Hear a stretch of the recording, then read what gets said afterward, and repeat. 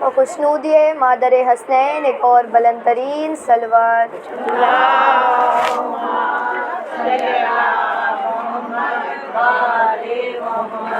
جتنا بلند مرتبہ پنجتن پاک کا ہے، 12 امام کا ہے، اتنی ہی بلند ترین صلوات.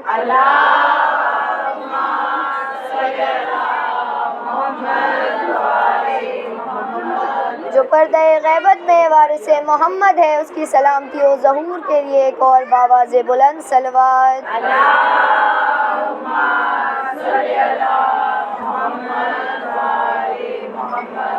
سورہ فاتحہ.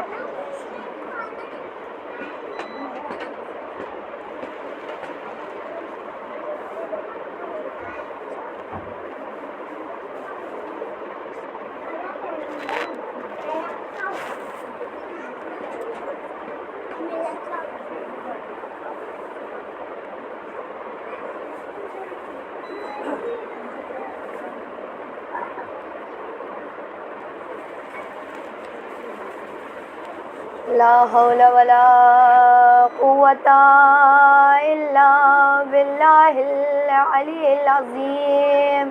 أعوذ بالله من الشيطان اللعين الرجيم.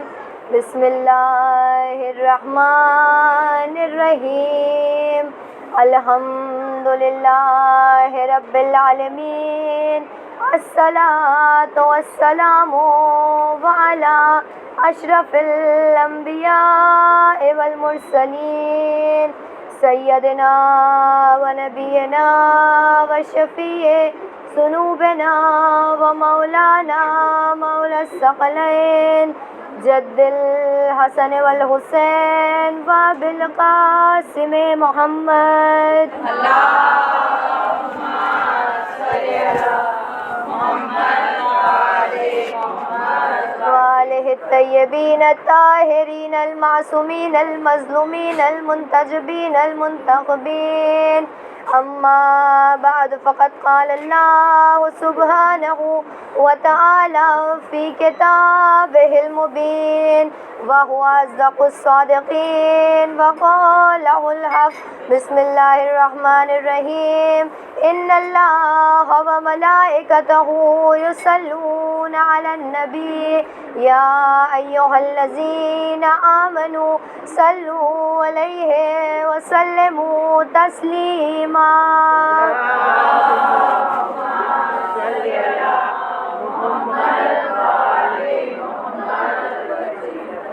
ایک بار سورہ حمد اور 3 بار سورہ اخلاص کی تلاوت کر کے سید ریاضت حسین ول سید شاکر حسین اور سید محافظ حسین ول سید شاکر حسین کی روح کو اصال.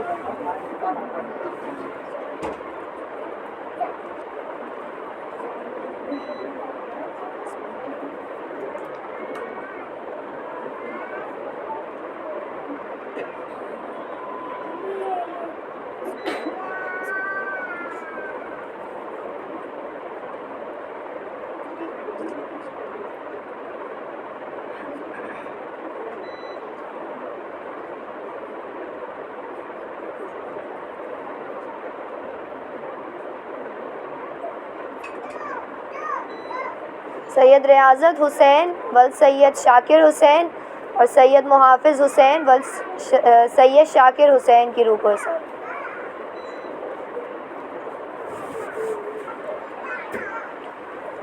آواز بلند صلوات پڑھیں.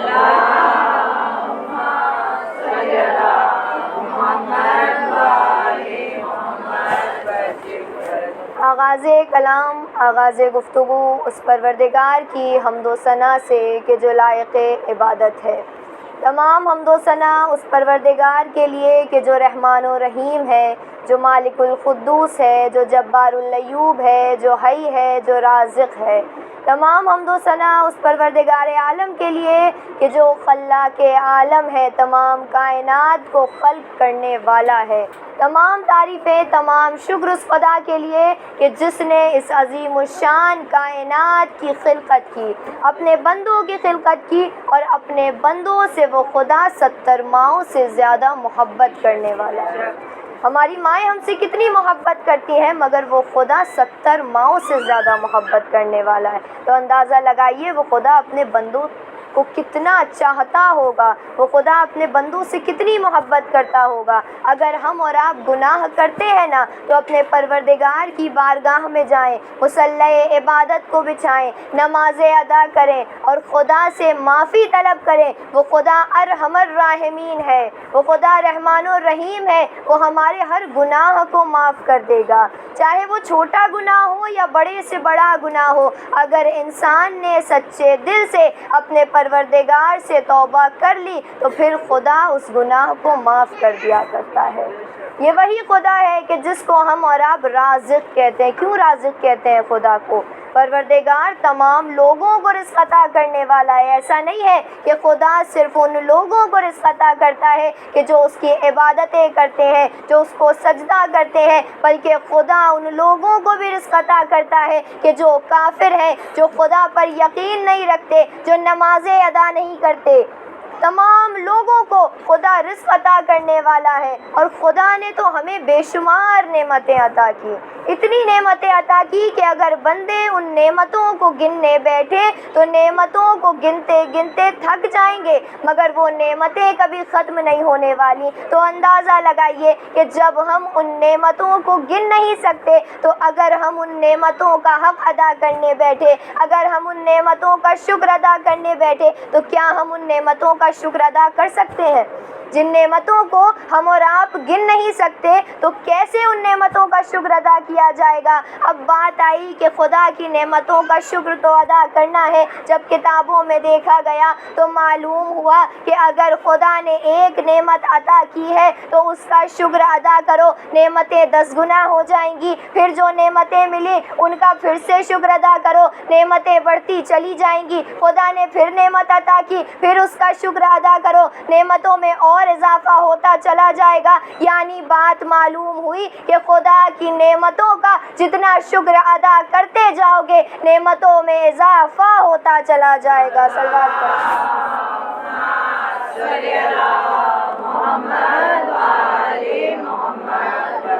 اب ہمارا پروردگار ہم سے کیا چاہتا ہے کہ ہم اپنے اخلاق کو سنوار لیں، کیونکہ جب ہمارے والدین ہمیں کوئی غلط کام کرتے ہوئے نہیں دیکھ سکتے، ہمارے والدین نہیں دیکھ سکتے کہ ہمارا بچہ، ان کا بچہ کوئی غلط کام انجام دے، تو وہ خدا تو ہم سے، ہمارے والدین سے زیادہ محبت کرنے والا ہے۔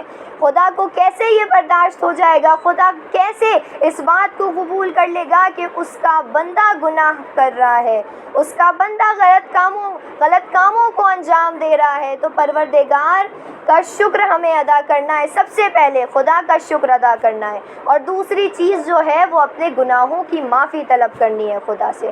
اب ہم سے کہا جاتا ہے کہ اپنے اعمال کو خدائی اعمال بناؤ، اپنے اعمال کو الہی اعمال بناؤ۔ اب سوال ہوا کہ اپنے اخلاق کو کیسے خدائی اخلاق بنایا جائے، اپنے اعمال کو کیسے خدائی اعمال میں شمار کرا جائے؟ تو جواب ملتا ہے کہ اگر تم چاہتے ہو کہ تمہارے اعمال خدائی اعمال ہو جائیں تو جو خدا کی صفتیں موجود ہیں ان صفتوں کو اپنے اندر اتارنے کی کوششیں کرو۔ وہ خدا رحمان و رحیم ہے نا، اگر کوئی تمہارے ساتھ برا سلوک کرتا ہے، اگر کوئی تمہیں برا کہتا ہے تو تم اس کی غلطیوں کو معاف کر دیا کرو، تم ان کی غلطیوں کو معاف کر دیا کرو۔ خدا ارحم الراحمین ہے نا، تم بھی لوگوں کی غلطیوں کو معاف کر دو، تم بھی لوگوں کے گناہوں کو معاف کر دو۔ وہ خدا رازق ہے نا، اگر کوئی بھوکا تمہیں کہیں نظر آئے تو تم اسے رزق عطا کر دو، اگر کوئی بھوکا نظر آئے تو اس کو رزق عطا کر دو۔ یہی سب تو کوالٹیز ہیں جو خداوند عالم کے اندر موجود ہے۔ اب اگر ہمیں اپنے کردار کو خدائی کردار بنانا ہے، اپنے اعمال کو خدائی اعمال بنانا ہے تو ہمیں کیا کرنا ہوگا؟ ان صفتوں کو اپنے اندر اتارنے کی کوششیں کرنی ہوں گی، ان صفتوں کو اپنے اندر اتارنا پڑے گا۔ اب تمام تاریخوں میں جب دیکھا گیا تو ان صفتوں کا جو کامل نمونہ ہمیں نظر آیا وہ کوئی اور نہیں بلکہ ہمارے اور آپ کے امام ہیں، جن کا ذکر تاریخوں میں ہوا کس طریقے سے انہوں نے اپنے اعمال کو خدائی اعمال بنانا چاہا، اپنے اعمال کو خدائی اعمال بنایا۔ اب لوگ کہتے ہیں ہم اپنی سیرت کو، ہم اپنے اخلاق کو اماموں جیسا تو نہیں کر سکتے، بے شک ہم اپنے اخلاق کو امام کی طریقے سے نہیں کر سکتے، جیسے امام تھے ہم ان کی منزلت تک نہیں پہنچ سکتے، لیکن جو کام ہمارے امام نے انجام دیے ہیں ان کاموں کو ہم اپنی زندگی میں اتار کر اپنی زندگی کو آسان ضرور کر سکتے ہیں۔ انہوں نے اپنی زندگی میں جو نمازیں ادا کی، جو سجدے کیے، جس طریقے سے خدا کا شکر ادا کیا، جس طریقے سے مصلی عبادت پر جا کے دعائیں مانگی، مناجات پڑھی، ان دعاؤں کو تو ہم اپنے لفظوں میں مانگ سکتے ہیں۔ ہم اپنے پروردگار سے دعائیں مانگتے ہیں، ہم اپنے پروردگار سے معافیاں مانگتے ہیں۔ اب اگر ہم نے اپنے اخلاق کو خدائی اخلاق بنا لیا، الہی اعمال اپنے اعمال کو بنا لیا، تو یہ تمام صفتیں جس شخصیت میں نظر آئیں، پھر اس کے ہاتھ ہاتھ نہیں ید اللہ ہو جاتے ہیں، پھر اس کا چہرہ چہرہ نہیں وجہ اللہ ہو جاتا ہے، پھر اس کا نفس نفس اللہ ہو جاتا ہے، اور یہ تمام خصوصیات جس شخصیت میں نظر آئیں وہ کوئی اور نہیں بلکہ آپ کا اور ہمارا پہلا امام غالب کل غالب امام علی ابن ابی طالب ہے۔ صلوات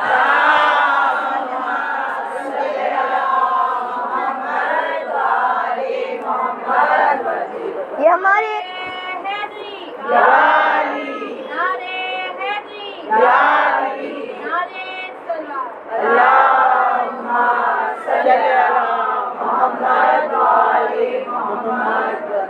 تو ہمیں سب سے پہلے جو اپنی زندگی میں کچھ کاموں کو کرنا ہے وہ پہلا کام یہ ہے کہ ہمیں اپنے پروردگار کی نعمتوں کا شکر ادا کرنا ہے، اور دوسری چیز کہ ہمیں اپنے گناہوں کی معافی طلب کرنی ہے۔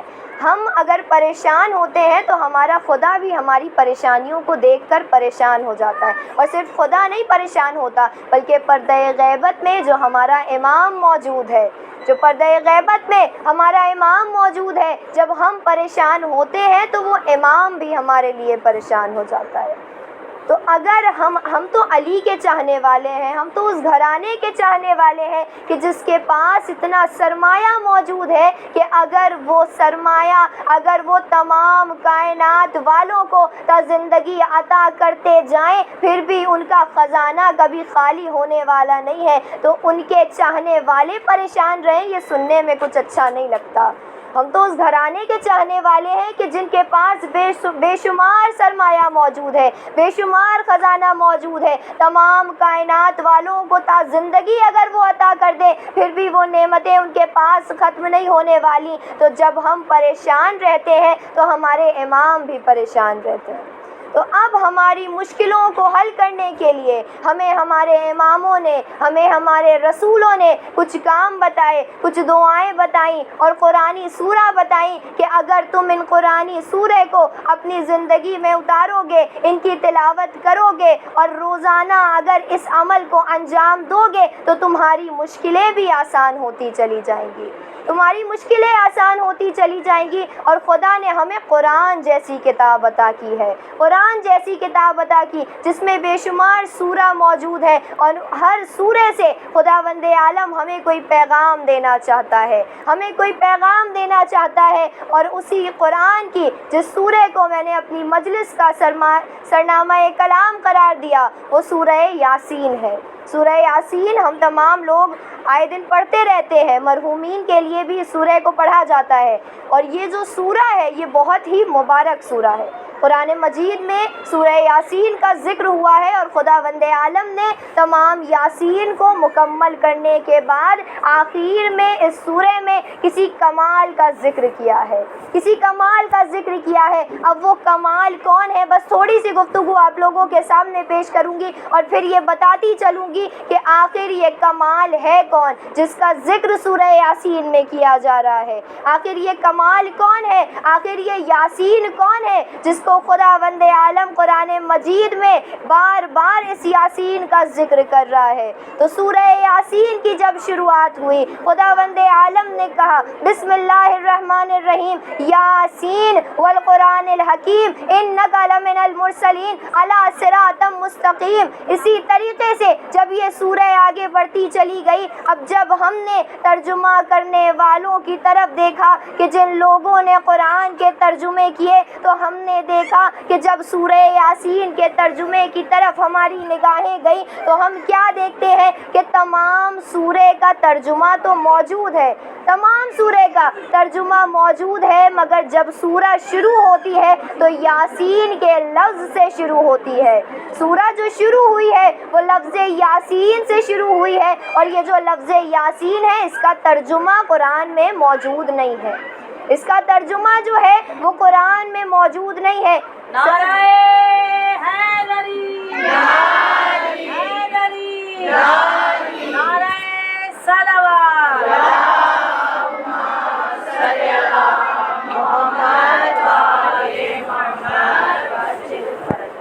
اب سورہ یاسین کو خداوند عالم نے قرآن مجید میں اتارا۔ اب چلیے جانتے ہیں کہ آخر اس سورہ میں خداوند عالم اپنے بندوں سے کیا باتیں کرنا چاہ رہا ہے، خدا بندوں کو کیا بتانا چاہ رہا ہے۔ خداوند عالم نے تمام یاسین کو شروع کیا، تمام یاسین میں باتوں کو بتایا، اور آخر میں آنے کے بعد جب یاسین مکمل ہونے لگی تو خدا نے اس سورہ میں ایک کمال کا ذکر کیا۔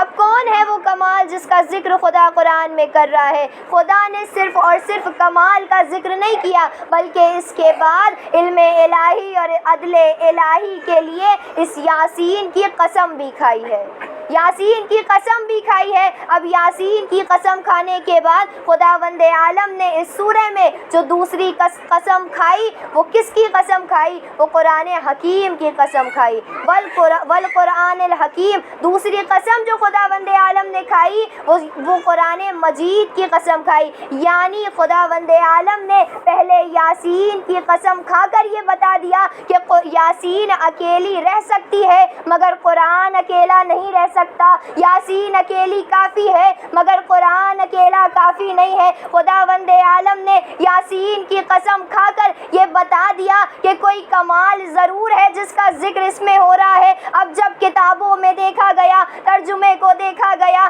تو معلوم چلا کہ یہ یاسین کوئی اور نہیں بلکہ سرکار دو عالم محمد مصطفیٰ صلی اللہ علیہ وسلم۔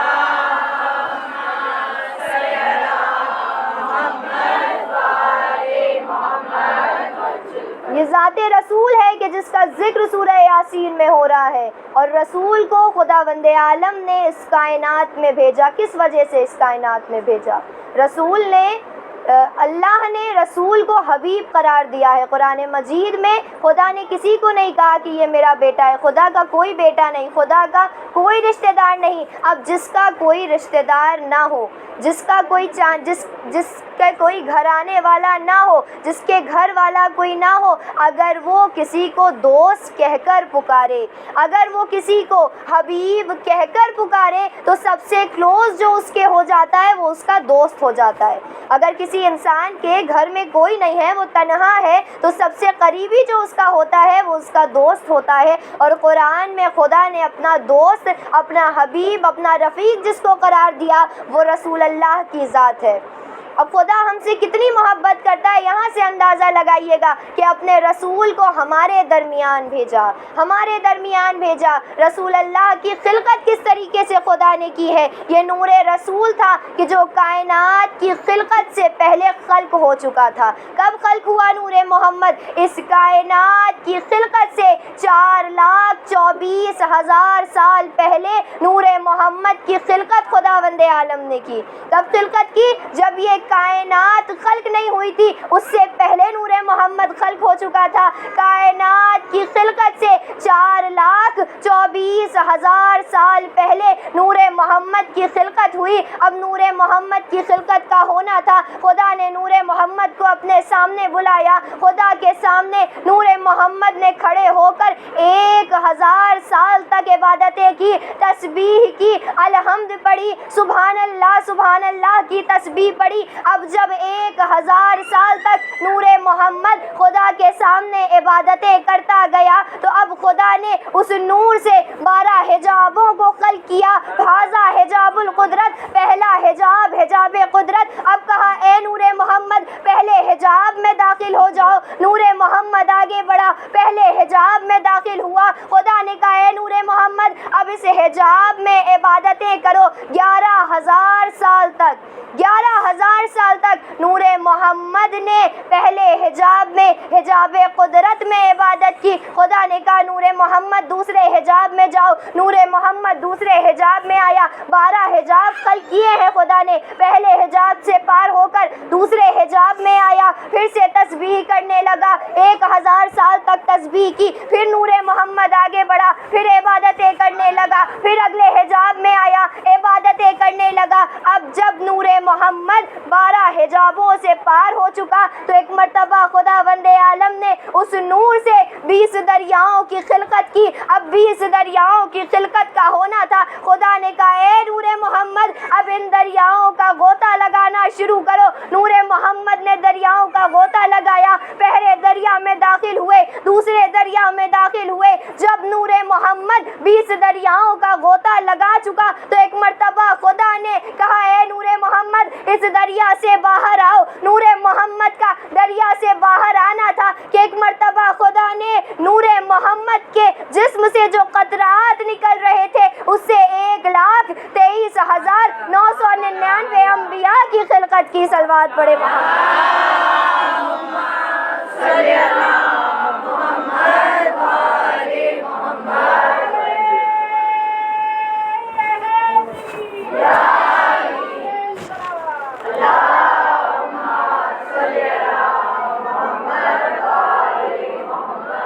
تو یہ ذات رسول ہے کہ جس کا ذکر قرآن مجید میں خداوند عالم نے کیا، اور رسول کو خداوند عالم نے اس کائنات کی خلقت سے پہلے خلق کر دیا۔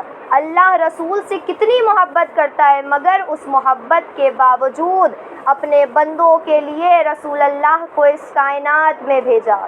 کس لیے بھیجا؟ تاکہ رسول اللہ اس کائنات میں آئیں اور آنے کے بعد بندوں کی ہدایت کر سکیں، لوگوں کو صراط مستقیم کی جانب لا سکیں، لوگوں کو بتا سکیں کہ کون سا راستہ ہے کہ جس پر اگر تم چلو گے تو وہ تمہیں جنت کی جانب لے جائے گا، کون سا راستہ ہے جو صراط مستقیم کی جانب لے جاتا ہے، اور کون سے وہ کام ہیں کہ جن کو ہمیں انجام نہیں دینا، جن سے ہمیں اپنے دامنوں کو بچانا ہے۔ یہ تمام باتیں انبیاء نے ہمیں بتائیں، رسول نے ہمیں بتائیں۔ اب جب خداوند عالم نے رسول کو اس کائنات میں بھیجا، کائنات میں بھیجنے سے پہلے نور محمد کی خلقت ہو گئی، دریاؤں سے نور محمد باہر آ گیا۔ اب دریا سے باہر آنے کے بعد نور محمد بار بار خدا کے قریب جاتا ہے۔ اے میرے پالنے والے، کیا میں کائنات میں چلا جاؤں؟ ابھی نزول محمد کائنات میں نہیں ہوا ہے، ارشاد ہوتا ہے اے میرے پالنے والے کیا میں کائنات میں چلا جاؤں؟ خدا کہتا ہے نہیں میرے رسول،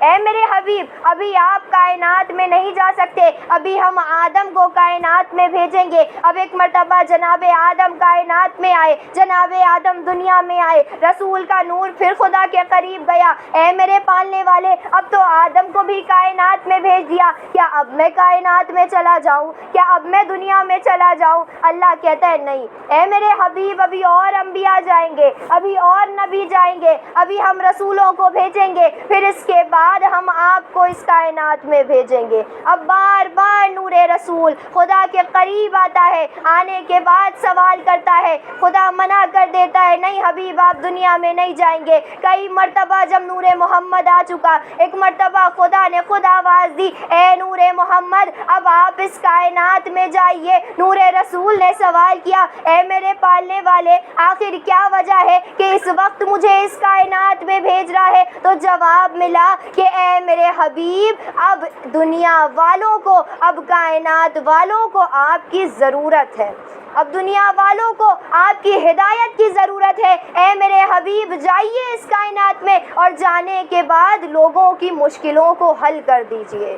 یہ وہ رسول ہے کہ جس کی خلقت خداوند عالم نے کی۔ خدا نے اپنے حبیب کو اس کائنات میں بھیجا، اور کس لیے بھیجا؟ کہ اپنے بندوں کی ہدایت کروا سکے، اپنے بندوں کو صراط مستقیم پر چلوا سکے۔ اب خداوند عالم نے رسول کو اس کائنات میں بھیجا۔ وہ رسول کون ہے؟ رسول اللہ کی شان کو جتنا بیان کیا جائے اتنا کم ہے۔ کتابیں لکھی ہوئی ہیں، نہ جانے کتنی سینکڑوں کتابیں موجود ہیں رسول کے فضائل کے اوپر، لیکن پھر بھی اب نئی کتابیں ہیں جو شائع ہو رہی ہیں، اور فضائل رسول ابھر کر سامنے آ رہے ہیں۔ اب رسول اللہ کے بارے میں کہا جاتا ہے کہ رسول اللہ کے جسم سے متعلق 20 معجزات تھے، صرف اور صرف جسم سے متعلق 20 معجزات تھے۔ وہ معجزے الگ تھے جو رسول نے اپنی زندگی میں کرے ہیں، وہ معجزے الگ تھے کہ جو رسول نے لوگوں کو شفا عطا کی ہے، وہ تمام معجزے الگ، مگر جسم رسول سے 20 ایسے معجزے موجود تھے جو رسول اللہ کے جسم سے ریلیٹڈ تھے۔ اب وہ کون سے معجزے ہیں؟ کتابوں میں موجود ہے کہ پہلا معجزہ یہ تھا کہ جب بھی کبھی رسول اپنے گھر سے نکلا کرتے تھے تو ایک بادل ہمیشہ ہوتا تھا کہ جو رسول کے سر پر سایہ کرتا رہتا تھا، رسول کے سر پر سایہ کرتا رہتا تھا۔ کیوں بادل سایہ کرتا تھا؟ کیوں ابر سر پہ موجود رہتا تھا؟ کیونکہ خدا کو یہ گوارا نہیں تھا، خدا کو یہ برداشت نہیں تھا کہ میرے حبیب کی پرچھائی پر بھی کوئی آ کر قدم رکھ دے، میرے حبیب کی پرچھائی پر بھی کوئی آ کر قدم رکھ دے۔ اس لیے خداوند عالم نے ایک ابر کو رسول کے سر پہ رکھا تھا۔ اب بس ایک جملہ بیان کرتی چلوں کہ خداوند عالم نے جب خداوند عالم نے اپنے حبیب کے سر پہ ابر کو قائم رکھا، اب دوسرے کیا معجزات نظر آئے؟ دوسرے معجزے یہ نظر آئے کہ رسول جس جگہ سے گزرا کرتے تھے، جن گلیوں سے گزرا کرتے تھے، وہ گلیاں خوشبو سے معطر ہو جایا کرتی تھی، ان گلیوں سے خوشبو آنے لگتی تھی، یہاں تک کہ جو رسول کے دشمن موجود تھے وہ بھی جب گلیوں سے گزرتے تھے تو لوگوں سے یہ کہتے تھے، مجھے تو یہ لگتا ہے کہ ابھی یہاں سے محمد گزرے ہیں، ابھی یہاں سے محمد گزرے ہیں۔ یہ خوشبو تھی جو جسم رسول سے آتی تھی۔ اب جب رسول گلیوں سے گزرا کرتے تھے، اگر کوئی درخت ہوتا تھا تو اپنے آپ کو جھکا لیتا تھا تاکہ رسول کو سلام کر سکے، پہاڑ ریزہ ریزہ ہو جاتے تھے تاکہ رسول کو سلام کر سکے۔ کوئی عام ہستی نہیں ہے رسول کی، خداوند عالم نے حبیب قرار دیا ہے، رفیق قرار دیا ہے رسول کی ذات کو۔ اب رسول نے کس طریقے سے لوگوں کو شفا عطا کی ہے؟ رسول نے لوگوں کو شفا بھی عطا کی ہے، کیونکہ رسول اس دنیا میں بھیجے ہی اس لیے گئے تھے کہ لوگوں کی مشکلوں کو آسان کر دیں، لوگوں کی زندگی کو آسان کر دیں، لوگوں کو بتائیں کہ اگر تم ان کاموں کو کرو گے تو تمہاری زندگی سے یہ مشکلیں دور ہوتی چلی جائیں گی۔ اب رسول نے کس طریقے سے لوگوں کو شفا عطا کی ہے، بیماروں کو شفا عطا کی ہے کہ ایک مرتبہ ایک کنیز تھی، مسجد نبوی میں رسول بیٹھے ہوئے ہیں، تمام اصحاب رسول کے قریب بیٹھے ہوئے ہیں، رسول کلام کر رہے ہیں، تمام اصحاب رسول کے ارد گرد بیٹھے ہوئے ہیں، اور اصحاب اس طریقے سے رسول کے چہرے کو دیکھ کر مسکراتے ہیں کہ ایسا لگتا ہے کہ چہرے رسول کو دیکھنا عبادت ہے۔ اور لگتا کیا ہے کہ چہرے رسول کو دیکھنا تو عبادت ہی ہے۔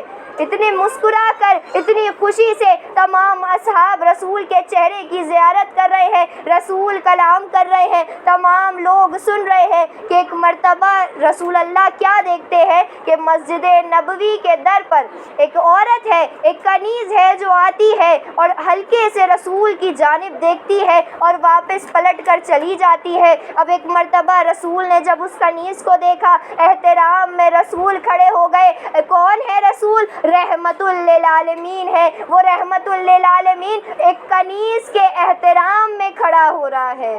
ایک رحمت للعالمین صرف ایک کنیز کے احترام میں کھڑا ہو رہا ہے۔ اب ایک مرتبہ رسول اللہ نے جب دیکھا کہ کنیز آئی ہے، رسول احترام میں کھڑے ہو گئے۔ تمام اصحاب جو بیٹھے تھے رسول کو کھڑا ہوتے دیکھا تو اصحاب بھی کھڑے ہو گئے۔ اب لوگوں نے سوال کیا، یا رسول اللہ کیا بات ہے؟ رسول نے کہا ایک کنیز ہے جو آتی ہے اور بار بار چلی جاتی ہے۔ اب ایک مرتبہ تمام لوگ بیٹھ گئے۔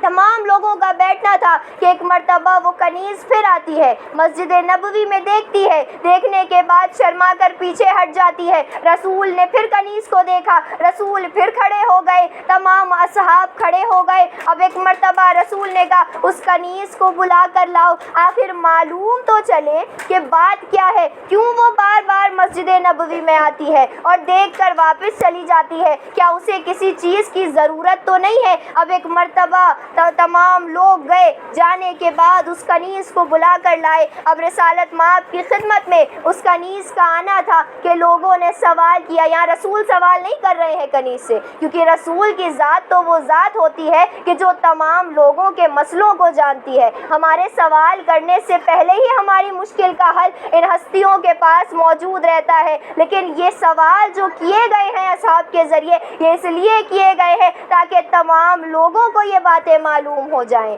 یہ مسئلے جو لوگ رسول کے پاس لے کر آتے ہیں یہ تمام لوگوں کو معلوم ہو جائے، اور کس طریقے سے لوگوں نے اپنی مشکلوں کو رسول کے ذریعے سے حل کیا، یہ تمام لوگوں کو باتیں معلوم ہو اور اپنی زندگی میں ان چیزوں کو اتاریں۔ اب اس کنیز کو رسول کی خدمت میں لایا گیا۔ تمام لوگوں نے سوال کیا، کیا بات ہے؟ مسجد نبوی میں آتی ہو، دیکھتی ہو اور بار بار شرما کر واپس چلی جاتی ہو، کچھ کہنا چاہتی ہو۔ ایک مرتبہ وہ کنیز کہتی ہے کہ میں جس گھر میں کام کرتی ہوں وہاں ایک بچہ ہے، وہ بہت بیمار ہے، وہ بچہ بہت بیمار ہے اور تمام ڈاکٹرز کو دکھا لیا، بہت علاج کرا لیا، مگر کچھ بھی نہیں ہوتا، اس کو شفا نہیں ملتی، وہ صحیح نہیں ہو رہا ہے۔ تو ایک مرتبہ وہ کہتی ہے کہ اس کی ماں نے، وہ جو بچہ بیمار ہے اس کی ماں نے مجھ سے یہ بات کہی ہے کہ تم جاؤ اور جا کر رسول کی ابا کے دامن کا دھاگا لے کر آ جاؤ،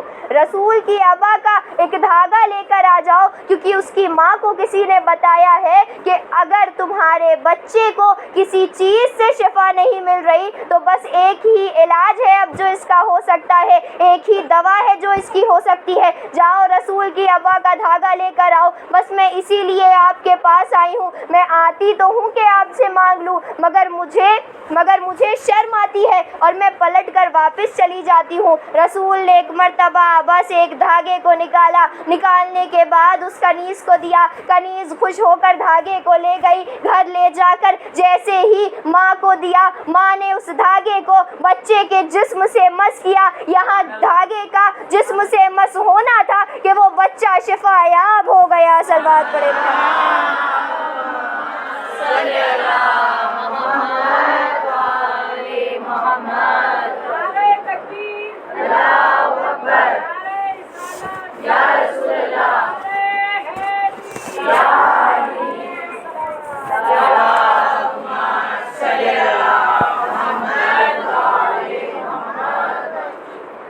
اس طریقے سے رسول لوگوں کو شفا عطا کیا کرتے ہیں۔ اب رسول اللہ نے تو تمام لوگوں کی مدد کر دی، مگر رسول کی زندگی میں رسول اللہ پہ بھی تاریخ میں موجود ہے کہ 13 بار قاتلانہ حملے ہوئے ہیں رسول اللہ پر، 13 بار قاتلانہ حملے رسول پر ہوئے ہیں، اور ان حملوں سے بچانے کے لیے ہم اور آپ جانتے ہیں کہ کس نے رسول کی حفاظت ہر موڑ پر کی ہے، ہر جگہ پر کی ہے۔ وہ شخصیت کوئی اور نہیں، مولائے کائنات کی شخصیت ہے، مولائے کائنات کی شخصیت ہے۔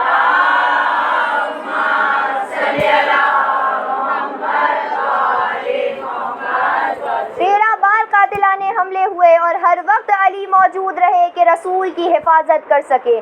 جہاں رسول کے فضائل آتے ہیں وہاں علی کے فضائل آنے لازمی ہو جاتے ہیں، کیونکہ کوئی ایسی جگہ نہیں تھی کہ وہاں رسول موجود ہوں اور علی موجود نہ ہو۔ جہاں رسول کے فضائل آئے علی کے فضائل آ جاتے ہیں۔ ہم جانتے ہیں کہ رسول معراج پر گئے ہیں، رسول جب معراج پر گئے ہیں تو رسول اللہ یہ بات بیان کرتے ہیں کہ جب میں معراج پر گیا تو میں نے دیکھا کہ معراج پر کوئی بھی ایسی جگہ نہ تھی، آسمان پہ کوئی بھی ایسا کونا نہ تھا کہ جہاں پر علی نہ لکھا ہو، جہاں پر علی نہ لکھا ہو، یعنی جنت کے ہر کونے پر، عرش پہ ہر کونے پر علی کا نام نظر آیا۔ ایک مرتبہ رسول کہتے ہیں کہ عرش پر، آسمان پر مجھے اتنا علی علی علی علی لکھا نظر آیا کہ مجھے یہ گمان ہونے لگا کہ مجھ سے زیادہ عرش پر لوگ علی کو جانتے ہیں، مجھ سے زیادہ عرش پر لوگ علی کو جانتے ہیں۔ اب ایک مرتبہ رسول نے باتیں بیان کرنی شروع کی۔ رسول کہتے ہیں کہ ہر جگہ علی کا نام نظر آیا۔ اب تمام جگہوں پر ہمیں مولائے کائنات نظر آئیں گے۔ اس دنیا میں ہم فضائل علی سنا کر لوگوں کو پریشان کر دیں گے، اور قبر میں تو مولائے کائنات نظر آئیں گے ہی، قبر میں مولائے کائنات تو نظر آئیں گے ہی، ہر جہاں علی ملیں گے، نہ دامن بچائیے۔ مولائے کائنات ہر جگہ آپ کو نظر آئیں گے، دنیا میں بھی نظر آئیں گے۔ اگر دنیا سے پیچھا چھڑا کر موت بھی آ جائے، قبروں میں بھی چلے جائے تو قبر میں بھی علی آ کر دیدار کرا دیں گے۔ ہر جہاں علی ملیں گے، نہ دامن بچائیے، اور بچنا علی سے ہے تو جہنم میں جائیے۔ صلوات پڑھے محمد۔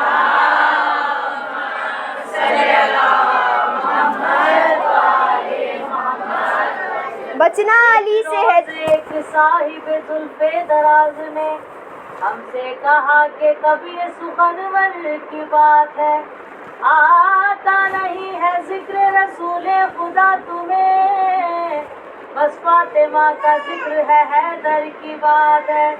میں نے کہا کہ ذکر رسول خدا کروں، کہنے لگا کہ ہاں یہی جوہر کی بات ہے۔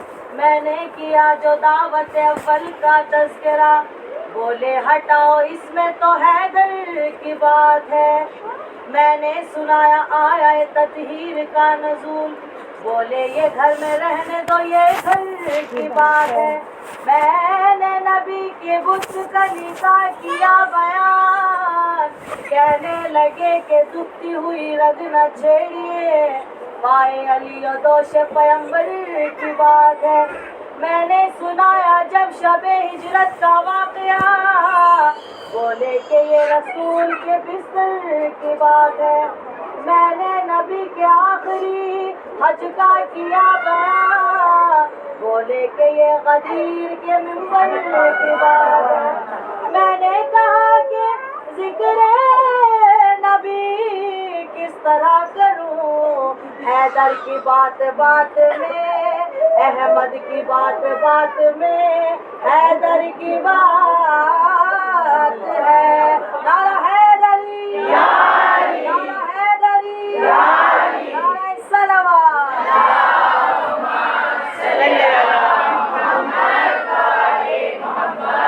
یعنی جتنی کوششیں کر لیں مولائے کائنات سے نہیں بچ سکتے۔ ہر جہاں علی ملیں گے، نہ دامن بچائیے، بچنا علی سے ہے تو جہنم میں جائیے۔ صرف جہنم ہی وہ واحد جگہ ہے کہ جہاں آپ کو علی نہیں ملیں گے۔ جہنم میں تو آپ کو آپ کے چاہنے والے ملیں گے، جہنم میں نہ علی ملیں گے نہ علی کے چاہنے والے ملیں گے۔ اگر علی چاہیے، علی کے چاہنے والے چاہیے تو جنت کی جانب آپ کو جانا پڑے گا۔ اب رسول آگے ارشاد فرماتے ہیں کہ میں جب معراج پر گیا تو میں نے دیکھا کہ معراج پر، آسمان پر کوئی ایک ایسی جگہ نہ تھی جہاں علی نہ لکھا ہو۔ رسول کہتے ہیں میں آگے بڑھا، میں جب آگے بڑھا تو میں کیا دیکھتا ہوں کہ ایک خوبصورت سا دروازہ ہے، سونے کا دروازہ ہے۔ میں اس دروازے کے قریب گیا۔ جب میں دروازے کے قریب گیا میں نے دیکھا کہ اس دروازے پر ایک کنڈی لگی ہوئی ہے، سرخ یاقوت کی کنڈی ہے۔ اب ایک مرتبہ رسول نے اس کنڈی کو دیکھا۔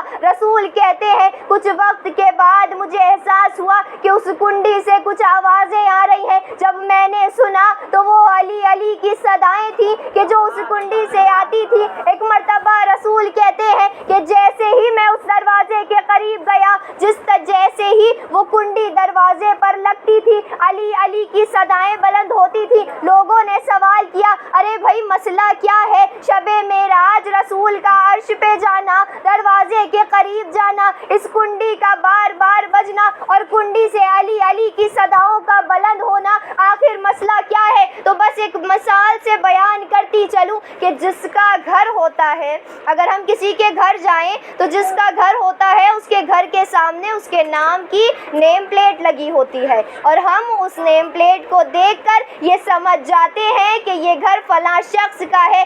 اب جب کوئی جنت کے دروازے پر جائے گا اور جانے کے بعد جنت کے دروازے کی کنڈی سے علی علی کی صداؤں کو سنے گا تو سمجھ جائے گا کہ یہ گھر مولائے کائنات کا ہے، یہ گھر علی ابن ابی طالب کا ہے۔ اب ایک مرتبہ لوگوں نے سوال کیا کیا مسئلہ ہے کہ رسول نے یہ آوازیں سنی اور رسول نے لوگوں کو یہ باتیں آ کر بتائی؟ تو ایک مرتبہ معلوم چلا کہ جب رسول اس دروازے کے قریب گئے ہیں، وہ علی کی آواز کا آنا تمام دنیا والوں کو یہ بتانا چاہتا ہے کہ اگر کوئی بھولا بھٹکا علی کا دشمن غلطی سے جنت کی جانب آ جائے تو یہ کنڈی بج بج کر اسے بتا دے، ارے بھائی واپس چلے جاؤ، یہ گھر علی کا ہے۔ صلوات پڑھے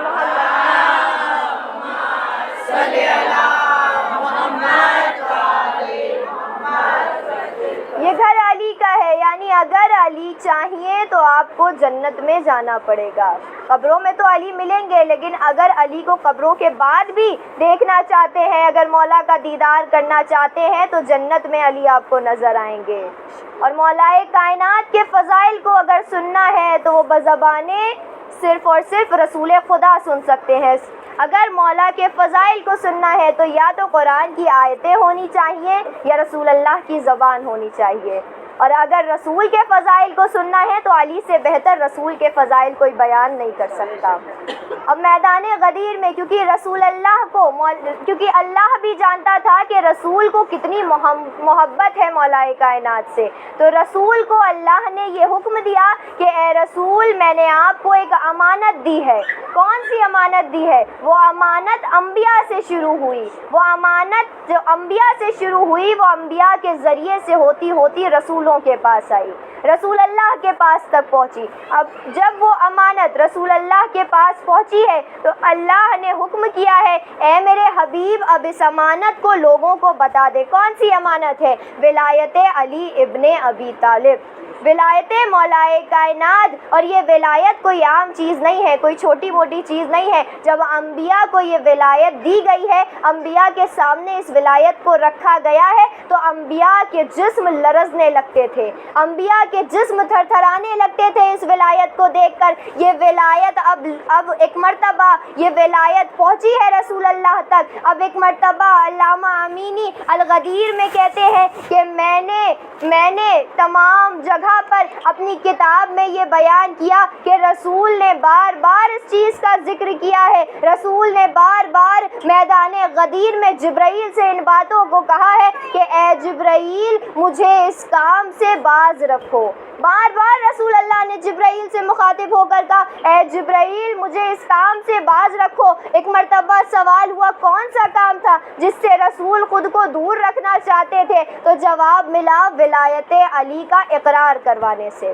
اب لوگ سوال کریں گے ولایت علی تو اتنی عظیم چیز ہے، اس کا اقرار اگر رسول کروا دیتے تو اس میں کچھ غلط تو نہیں ہو جاتا؟ لیکن رسول جانتے تھے کہ جب وہ ولایت علی کا اقرار لوگوں کے سامنے کروائیں گے، غدیر کے میدان میں من کنتوں کا نعرہ بلند کریں گے تو بہت سے لوگ ایسے وہاں موجود ہوں گے کہ جن کو یہ بات ناگوار گزرے گی، بہت سے لوگ ایسے ہوں گے کہ جن کے چہروں کا رنگ تبدیل ہو جائے گا۔ اس لیے رسول کہہ رہے تھے کہ اے جبرائیل مجھے اس کام سے باز رکھو، ولایت علی کا اقرار کروانے سے باز رکھو۔ اب ایک مرتبہ خدا کی آیت نازل ہوئی اے رسول اگر آپ نے ولایت علی کا اقرار نہیں کروایا گویا آپ نے کوئی کار رسالت انجام نہیں دیا، آپ نے کوئی کار رسالت انجام نہیں دیا، یعنی رسول نے جو اتنا تبلیغ دین کیا وہ سب بیکار۔ اگر ولایت علی کا اقرار نہ کرواتے تو رسول کے تمام اعمال کو خدا نے کہہ دیا رسول اگر آپ نے علی کی ولایت کا اقرار نہ کروایا، اگر اس امانت کو دنیا والوں کو نہ دیا، گویا آپ نے کوئی کار رسالت انجام نہیں دیا۔ اب ایک مرتبہ اس آیت کا نزول ہونا تھا، رسول اللہ نے میدان غدیر میں قافلے کو روکا، واقعہ آپ تمام لوگ جانتی ہیں، لیکن جب رسول اللہ نے ممبر بنوایا ہے، ممبر پر مولا کائنات کو ہاتھوں پر بلند کر کے من کنتو مولا کہا ہے، اس سے پہلے رسول نے خطبہ بھی دیا ہے۔ میدان غدیر میں رسول اللہ نے خطبہ دیا ہے اور لوگوں کو بتایا ہے کہ پہلے تم سمجھو علی کون ہے، علی کی شخصیت کے بارے میں سمجھو، پھر ہم میدان غدیر میں اس بات کا اعلان کریں گے، پھر علی کو تمہارا مولا قرار دیں گے۔ اب ایک مرتبہ رسول ممبر پر گئے، جانے کے بعد خطبہ دینا شروع کیا، اس خطبے کے بعد ہی سے لوگوں کے چہرے کا رنگ بدلنے لگا تھا، لوگ پریشان ہونے لگے تھے۔ رسول ممبر پر گئے، جانے کے بعد ایک مرتبہ خطبہ شروع کیا، رسول کہتے ہیں اے لوگوں میں تا قیامت تم لوگوں پر ایک علی مسلط کر کے جا رہا ہوں، تا قیامت تم لوگوں پر ایک علی مسلط کر کے جا رہا ہوں۔ لوگ حیران، لوگ پریشان، یا رسول اللہ یہ کیا کہہ دیا، ہم سے یہ ایک علی نہیں سمجھتا، آپ تو تا قیامت علی کو ہم پر چھوڑ کر جا رہے ہیں۔ یا رسول اللہ کیا علی کی عمر اتنی طولانی ہو جائے گی کہ کیا تا قیامت علی زندہ رہیں گے، قیامت تک علی کی حیات رہے گی؟ رسول کہتے ہیں نہیں، تمہیں نہیں معلوم، ابھی اور علی آئیں گے، ابھی 11 علی اور باقی ہیں، اور جس علی کا تا قیامت رہنے کا میں ذکر کر رہا ہوں وہ علی کچھ اس طرح ہوگا کہ اس کا چہرہ میری طرح ہوگا، اس کا علم علی کی طرح ہوگا، اس کی سخاوت حسن کی طرح ہوگی، اس کی شجاعت حسین کی طرح ہوگی، اس کی عبادت زین العابدین کی طرح ہوگی، اس کی تبلیغ دین امام باقر کی طرح ہوگی، اس کا تقوی الہی امام تقی کی طرح ہوگا، اس کی نقاوت امام نقی کی طرح ہوگی، اس کی ہیبت امام حسن عسکری کی طرح ہوگی، بیدار ذہنوں کے لیے جملہ، اور اس کی غیبت خدا جیسی ہوگی، مجسم ہوگا۔ صلی اللہ علیہ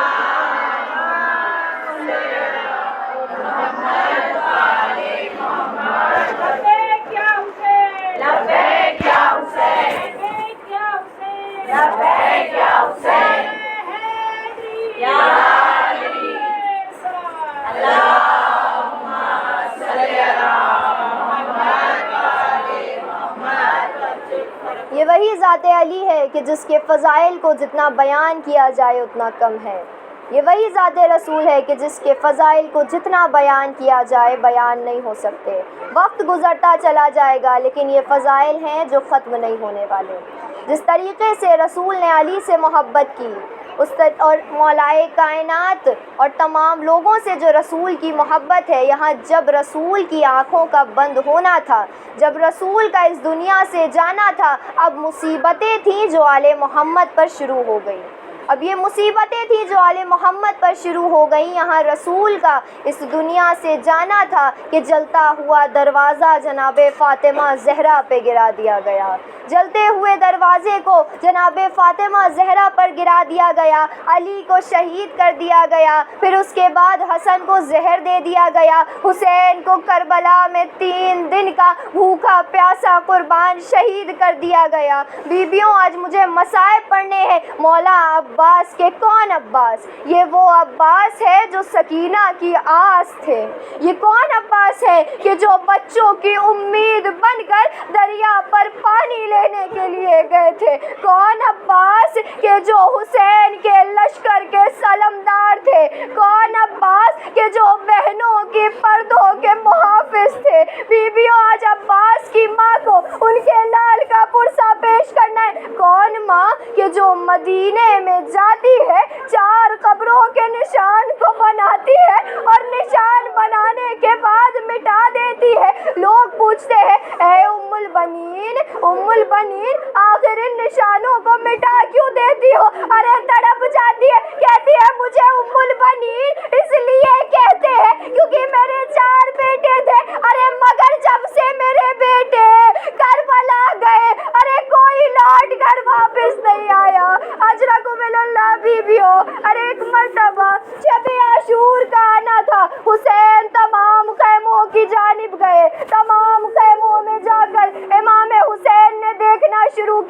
کسی خیمے سے آواز آتی ہے اے قاسم کل چچا جان پر اپنی جان کو نثار کر دینا. کسی خیمے سے آواز آتی ہے اے علی اکبر کل بابا پر اپنی جان کو قربان کر دینا.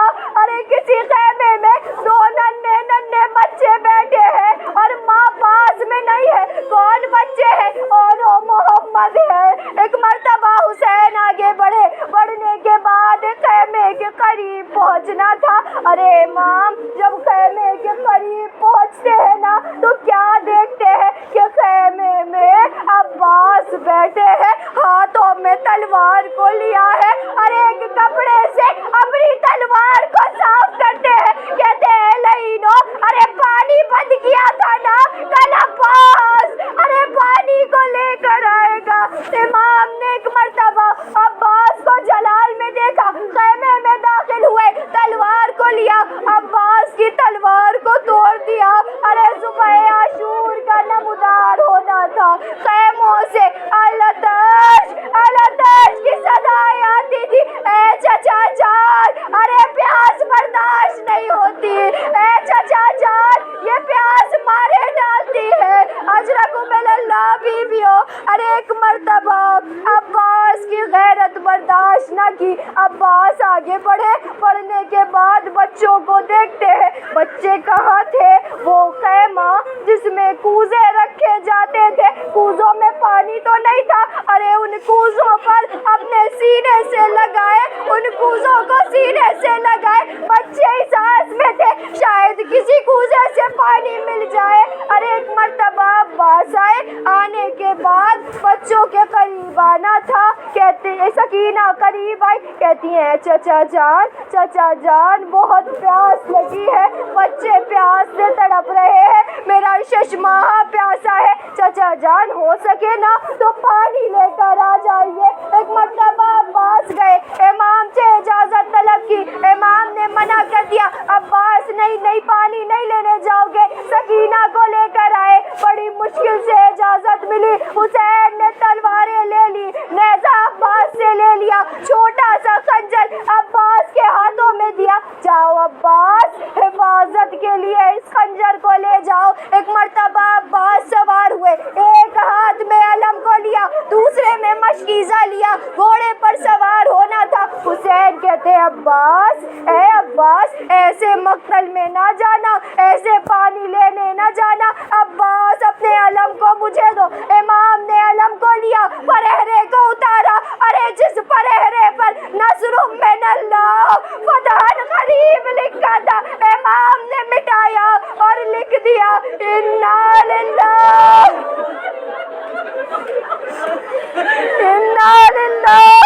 و انا الیہ راجعون. ابھی بھی اپنی کریا کو بلند کریے. آج عباس کا پرسہ پیش کرنا ہے. عباس گئے, جانے کے بعد مشکیزے میں پانی بھرا. ارے ایک مرتبہ پلٹ کر واپس آئے, لوگوں کو معلوم ہو گیا عباس کے پاس کچھ نہیں ہے جو جنگ لڑ سکے. ارے ایک مرتبہ تیروں کی بارش ہوئی, تلواروں کی بارش ہوئی. ارے ایک آ کر عباس کے بازو پر لگا, ایک بازو قلم ہوا. مشق سکینہ کو دوسرے ہاتھ میں پکڑا, ارے دوسرا بازو قلم ہوا. مشق سکینہ کو عباس نے دانتوں میں دبایا.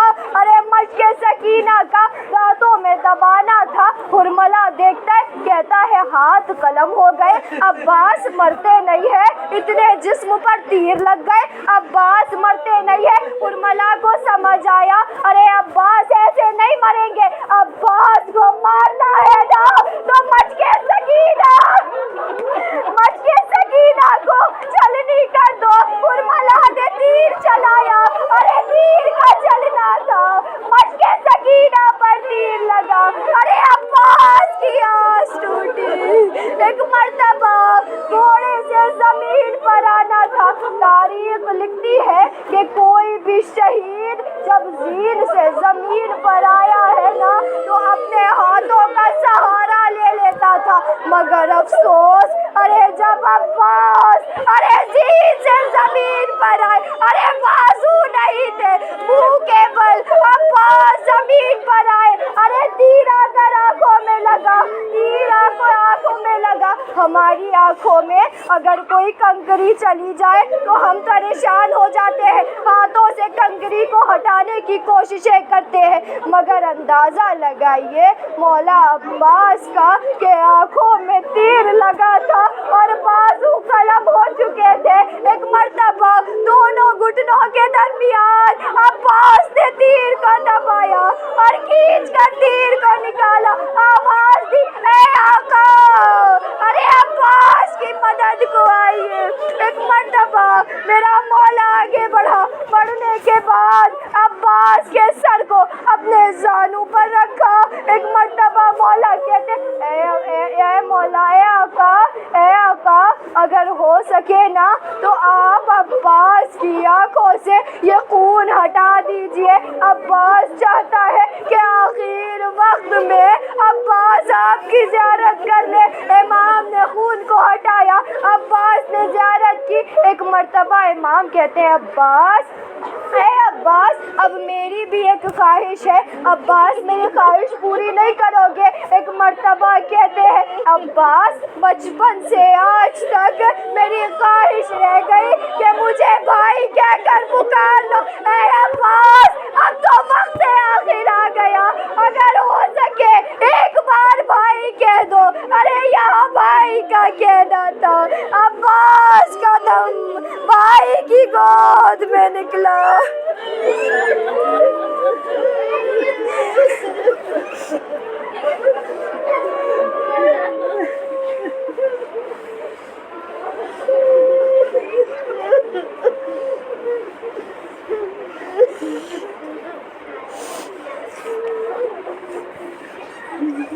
سيعلمون الذين ظلموا وينقلبون وانقلبون ألا لعنة الله على قوم الظالمين إنا لله وإنا إليه راجعون۔